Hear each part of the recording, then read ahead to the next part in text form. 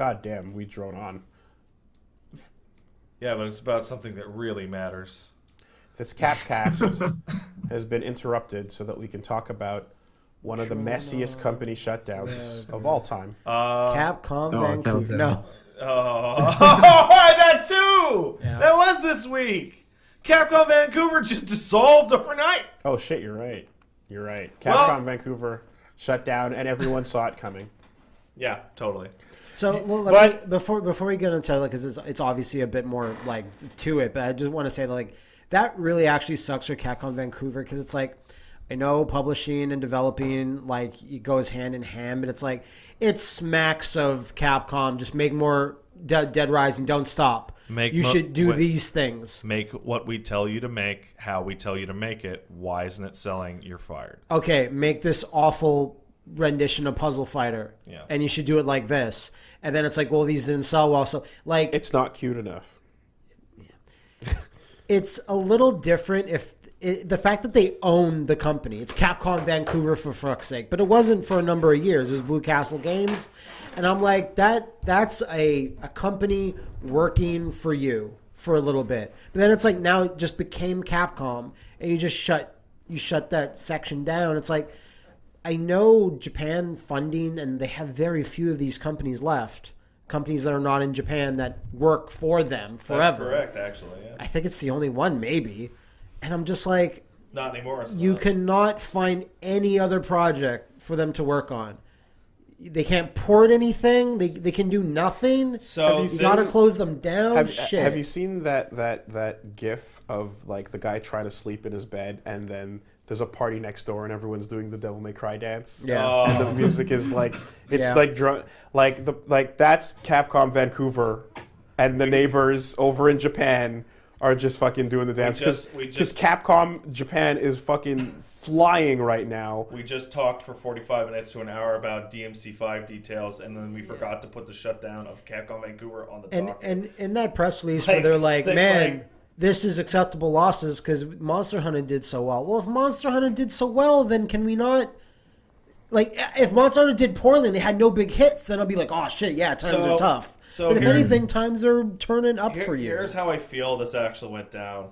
Blue Castle and Capcom Vancouver, Blue Castle / Capcom Vancouver, was acquired during the westernization push that Inafune was spearheading, which also led to DMC Devil May Cry. Yeah. Capcom a few years ago said, we're going to focus a lot harder on internal development.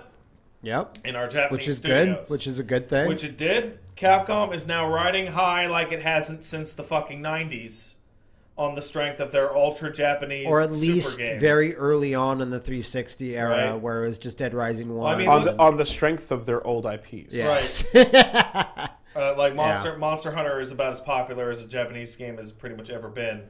So, like, with the way Dead Rising has been going and selling and its focus and all that shit, this is the flip side of us being super hyped about Monster Hunter and Devil May Cry and all these classic Japanese Capcom things, is Capcom going, oh, look how much money the Japanese studios are making just doing what we've always done.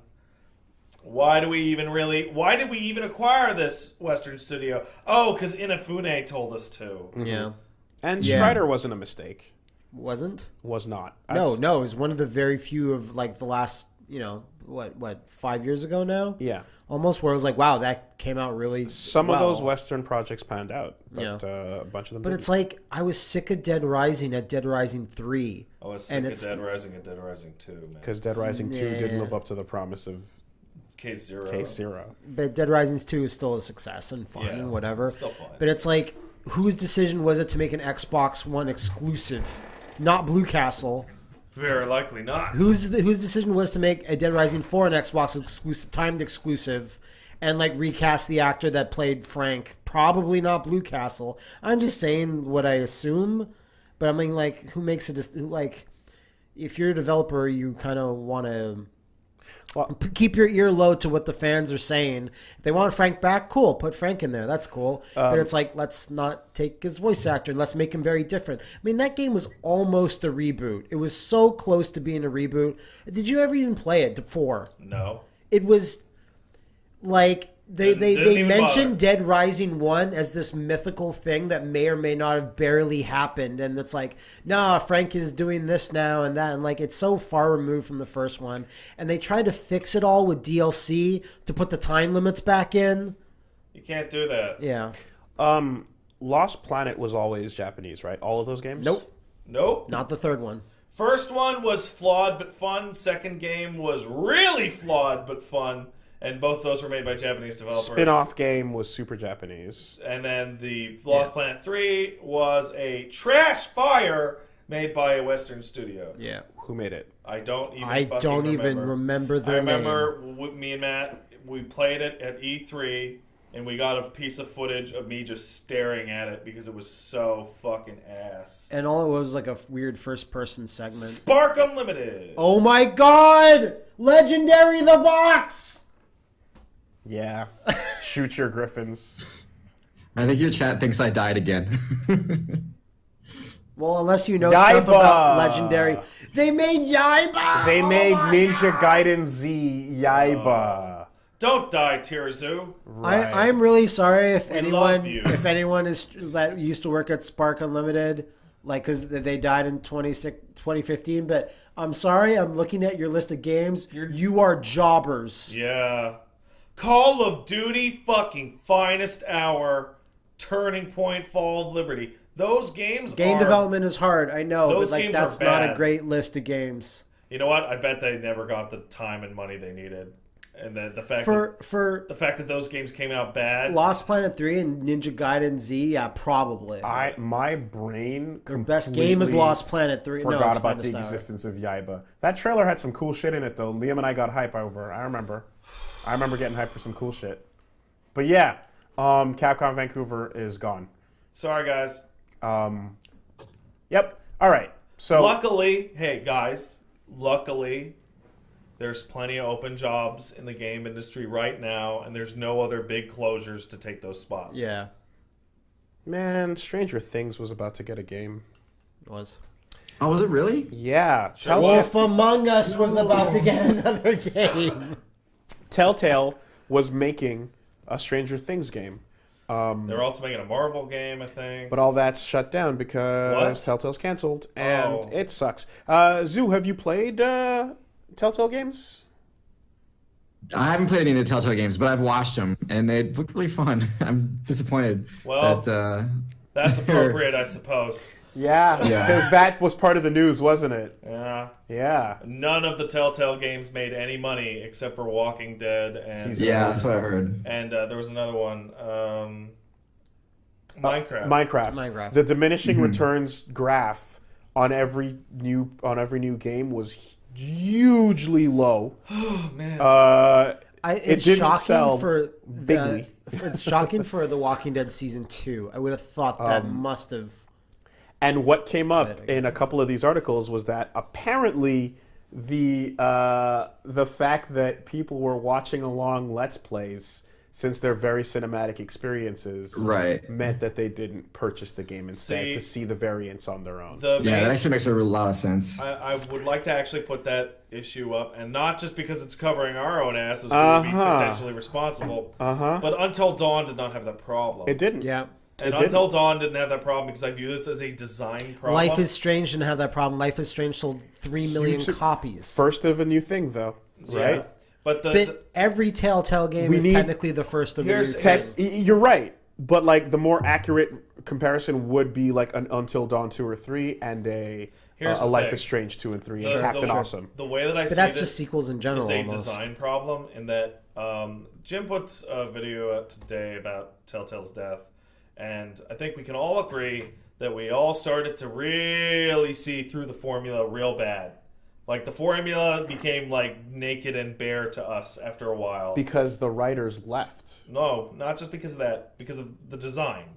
The design of having it episodic and the design of having everything have to dovetail back into itself meant that... And the design of having 3 different franchises per year that are always coming out. Yes, but I do think that's the writing because Tales of the Borderlands didn't have that problem. Sure, right? But let me finish my point. Sure, here. sorry. You can compare, for all their faults, all the David Cage games, Life is Strange, Until Dawn, and even that console game, that weird console game you guys played. Yeah, we don't know how that's selling. That's not even my point. Yeah. But they all have their formula, but their formula isn't so obvious to the player as they are doing it that you don't feel the need to go through it again. So Heavy Rain, when I first did it, I went through it again immediately to see what could change. And turns out, not as much as you would think. But the illusion was there, right?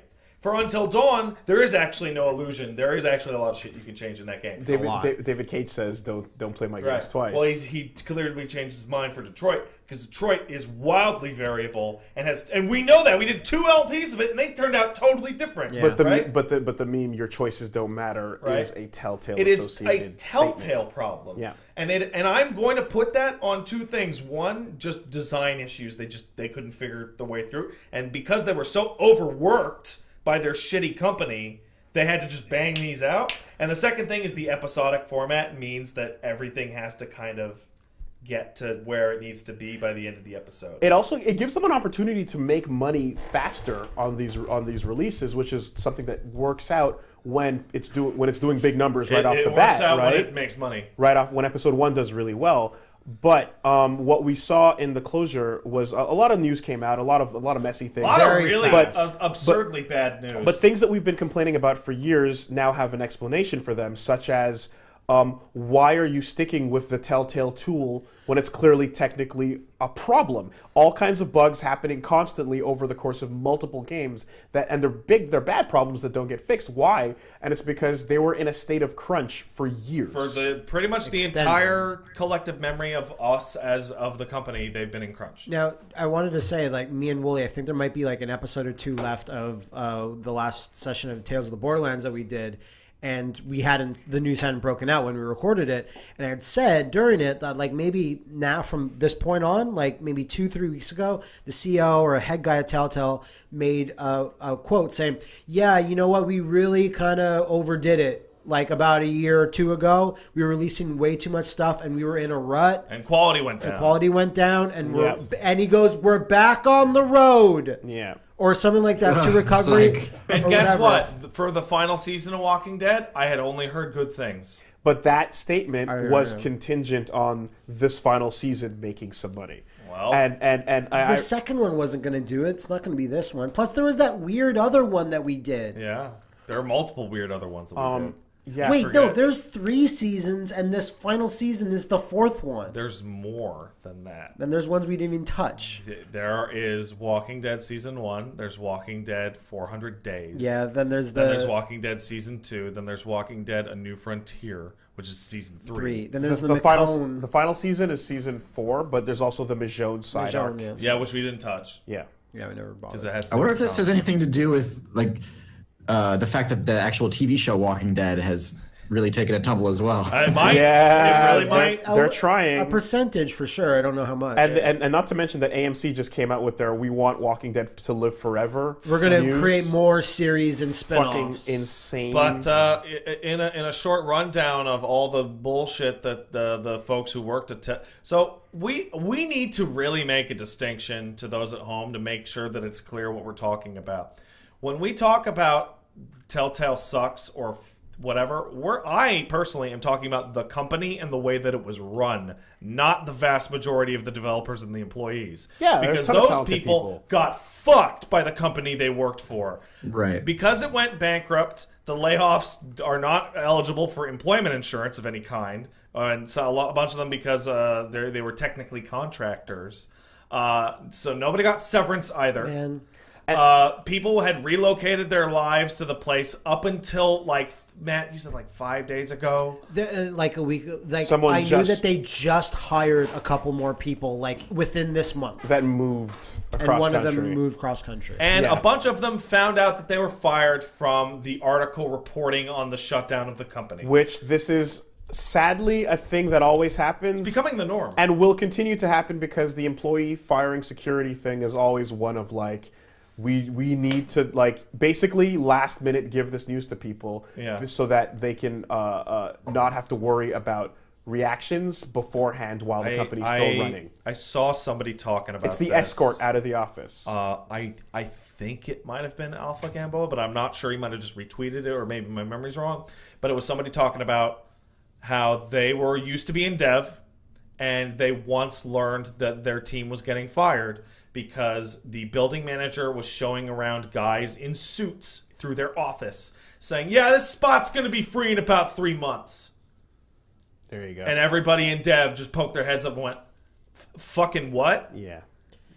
Sorry, we have the sales numbers or the Steam numbers, which isn't the most accurate in the world, but it's what you have. And it's also the timeline for all the things they put out, right? Because here's the thing, right? Some people, it's easy to forget some of the in-between releases here, but there was a point where when Game of Thrones and Guardians of the Galaxy were coming out and such. Well, I can't say Guardians of the Galaxy because I haven't touched it, but Game of Thrones, we did the whole thing. That's a huge ass name from a huge ass series, but in the end, it wasn't really memorable. It didn't do a whole lot. Because it couldn't. Because it was stuck in the formula. And stuck in a franchise where you can't just kill. But how are you supposed to emulate? characters. How are you supposed to innovate on the formula when you're working 16-hour days for a year? Yeah. So we're seeing this chart here that you can just let us hold on. Yeah, sorry. Visual on a podcast. If you just do a Google search for Telltale Game sales and go to images. It's the first result. Yeah. Is the chart. The Steam sales. It's between 2010 and 2017. In that 7 years, they released 14 games. Okay. That's impressive. 2010 was Back to the Future, the game, just over 500,000 copies. And then we're not talking about playing, or just in terms of purchases. Jurassic Park, the game, less than half of that for 2011. Then the next year was The Walking Dead Season 1. That shoots them up to over 3.5 million.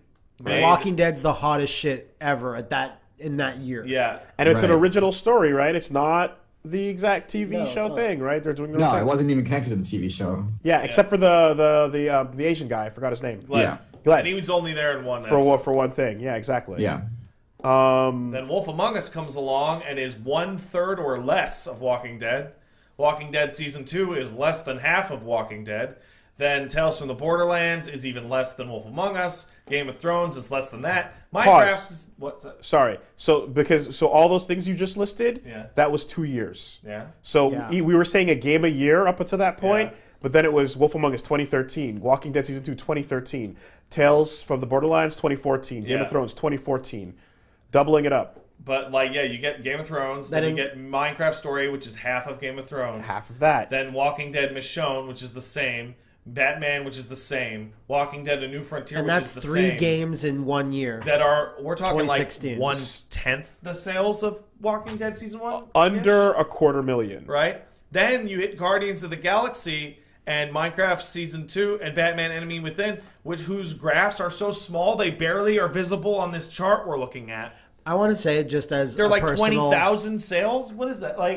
Yeah, that's not 100.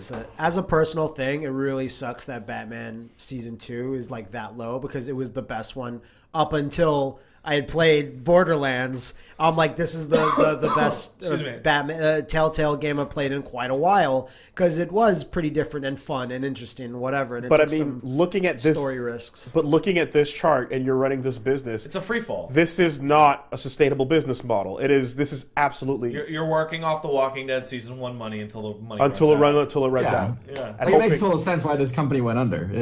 It's not. But no one knew. So somebody let's you could feel it. You could feel it. Let's go back in time to Walking Dead Season 2, and it's less than half the result of Walking Dead Season 1, right? The company's decision at the high end was, okay, if they're going to sell this much, we have to double down and make tons and tons and tons of games to make up for the shortfall. When in fact, what they should have done was the opposite. And focus on making bangers. But here's the problem. Yeah. Banger doesn't work out. You're done. Yeah. Yeah, then you're really screwed. Well, this didn't work out either. Of course. Yeah, but it's hindsight. You know what I mean? You bet on multiple numbers on the roulette table, or you throw it all on double zero. The only real thing that I have to say to that is that it's still not a good correlation, but the games business is the only business in which quality and sales are positively correlated.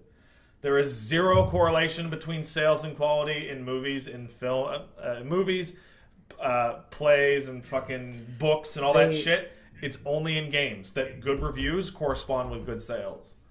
Now, that doesn't mean something that reviews well will sell. And it doesn't mean that something that reviews bad won't sell well. But it means that your best indicator to actually sell your game is to make a good one. And that's unique to the games business. You mean that's your best shot? Yeah. Yeah. It's the one thing you can control is how good your game is. I'm thinking about that, and yeah, because I've never heard that before. There were a couple and I'm studies thinking that of came out other a few years mediums. ago. I'm thinking of other mediums as well, and word of mouth is always word of mouth. But it's also, I guess, the reason why that works is because like games are the most consumer, like the consumers are the most conscientious of their purchases compared to other mediums. I feel like I'd agree with that. because the commitment is high, right? It's one of the most expensive hobbies you can have. Like, it's more expensive than, say, going to a movie once a month. You know, so it's more expensive than buying a book or whatever. It's so $90.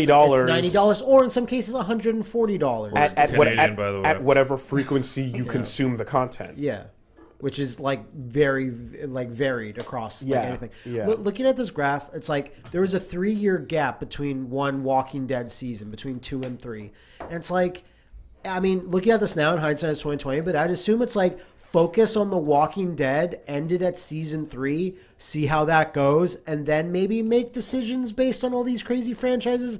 But it's like, I'm sure tons of people were knocking at their door saying, make a game for us, make a game for us. And it's hard when Marvel or DC or fucking Game of Thrones is knocking on your goddamn door. There's a million. We can Sharon Gann the past as much as you want. Like, there's a million ways to go. Like, they should have.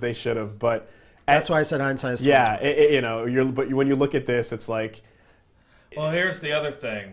Because I've never seen this graph before, and it just visualized it in my head like, whoa, what a fucked up thing. I never realized it. Some of these names are so big that you really wouldn't have guessed they'd be under like less than half of what Walking Dead season 1 should have released more Homestar Runner games. That would have saved them. Is that you pointed out that if that banger doesn't do well, then the company's done under. So maybe you do make a ton of games. The other problem is that running your workforce ragged for like 5 years isn't a good way to make things in this kind of business. And just when for you're those running like a fucking coal mine or some shit, just working. Well, I feel like that's kind of industry standard from what I've heard. Is that it is. It's fucked up. So, yeah, exactly. You're completely right. It's a shame they didn't. It sucks that that's such a common thing that you hear about too. It's a shame they didn't have like a 2-studio setup, like how Call of Duty and Assassin's Creed still manages to squeak out through because like someone has a year off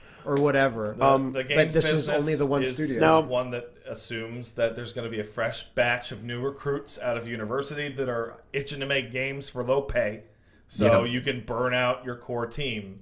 I'm squinting an eye here and like eyeballing it, but it looks like the collective sales of every other game combined is less than Walking Dead season 1. I would believe that, if not like just close, around the same level. It looks like the collective sales did not reach 3.5 mil at any point. I'm getting an alert here that apparently Clementine's voice actress didn't know until the day either, despite being asked to record lines. And here's where we get to I read her tweets about it and it was sad. Here's where we get to the final, even best part. Those of you who bought the season pass for The Walking Dead final season, your money's probably gone because it's going to be really hard to get it back from a company that doesn't exist. Now, granted, they're on a skeleton crew of 25 people to continue their obligations, is what the announcement which said. is Minecraft. Yeah. Granted, looking at these charts, not a lot of you probably bought the season pass, but certainly some people did. I wasn't buying it. Also, the the final season of Walking Dead will have its second episode. It will release. Yeah. And I am fascinated by how that game is actually going to end. If they're going to last second change it to... It'll be incomplete. It'll just be incomplete. That is the most depressing thing in the world. It is really sucky. Yeah, it's not like they're going to have an ending stinger and then it'll have a black screen that says Clementine died. On her way back to her home. No. I'm expecting... Like a little post-credit scene like The Sandlot or something. Like, this is what happened to all the characters. To be perfectly honest, I'm expecting an art book and or a comic Ooh, comic. To Yeah. from Skybound. to just come out and just show you I feel like what they already Kirkman had will planned. probably put something out. Yeah, But well, I feel like you're just gonna get a book. at the same time, like when I mean how it ends, I mean like literally the last last you thing, see. yeah. Because it's obviously not going to fucking end with a trailer for the episode that won't exist, right? So what is it? Is it just going to fade to black and go the end? No, seriously. So the game industry has been responding to this quite largely with the hashtag Telltale Jobs.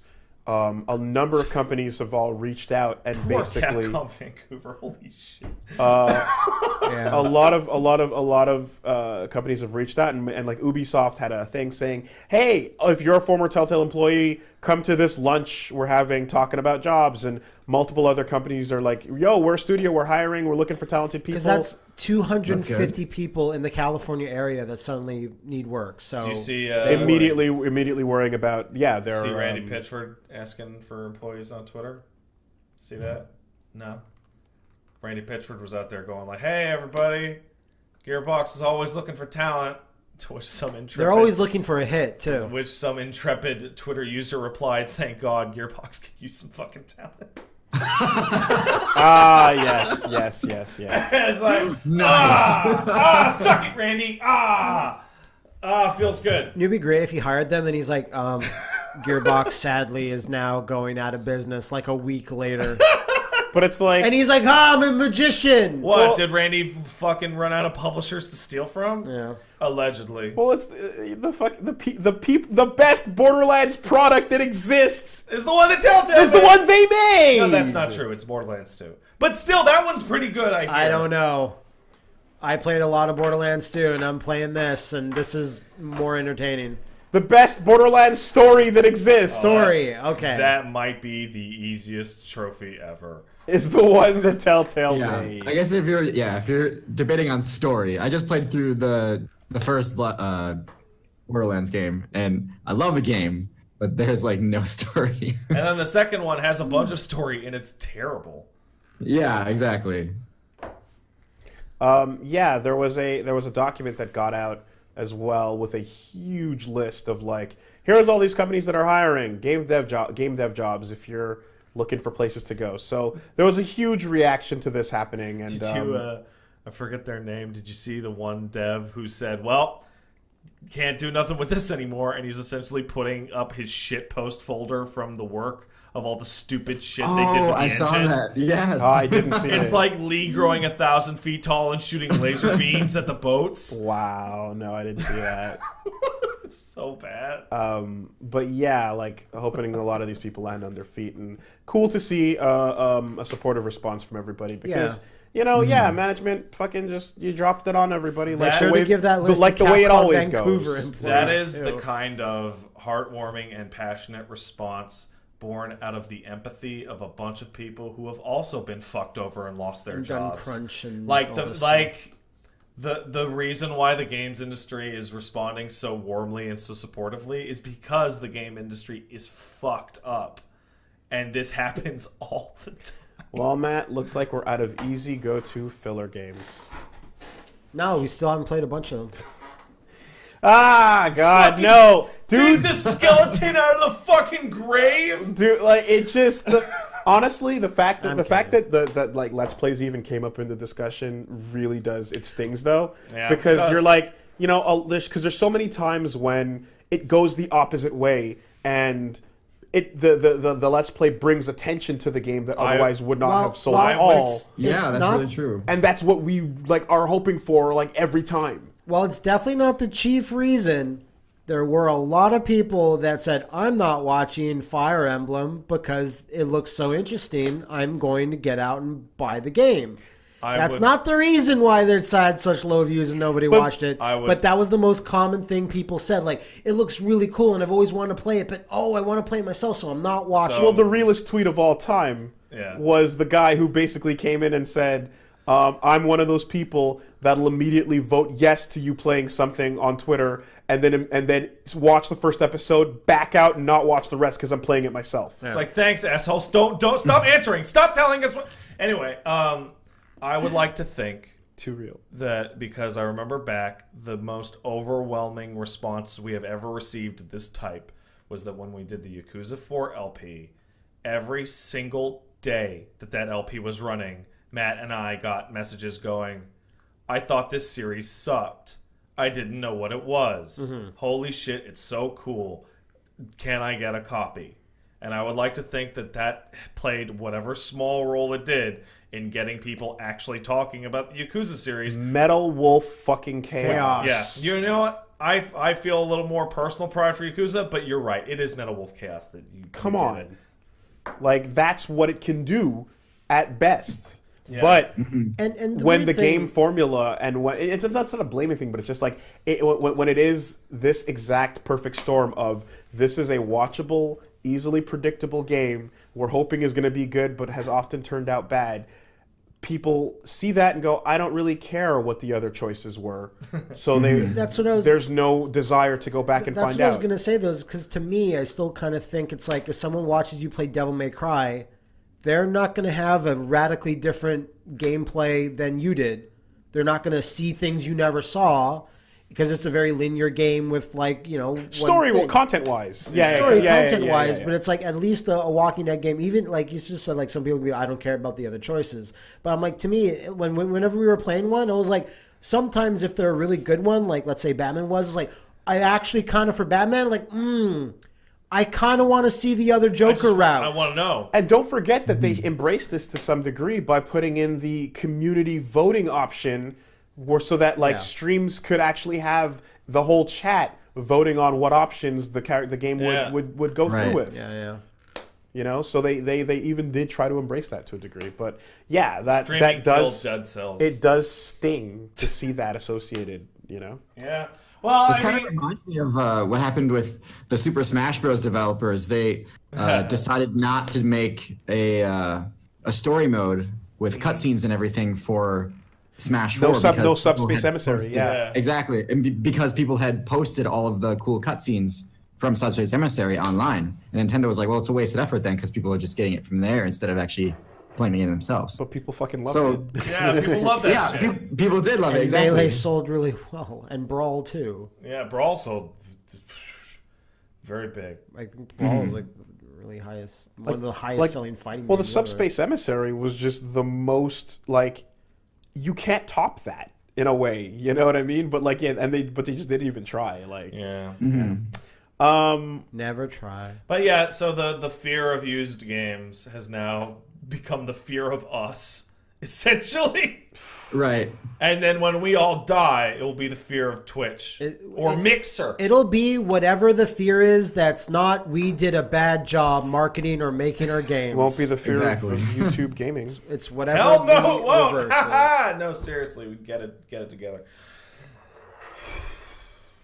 I forget that shit exists. I legitimately, until you said that, I forgot that I mentioned Mixer first because at least Mixer kind of is a thing. When this first hit the internet and stuff, I thought just seeing little whispers. I'm like, oh, they probably let go a chunk of their workforce, probably 25% of it. Yeah.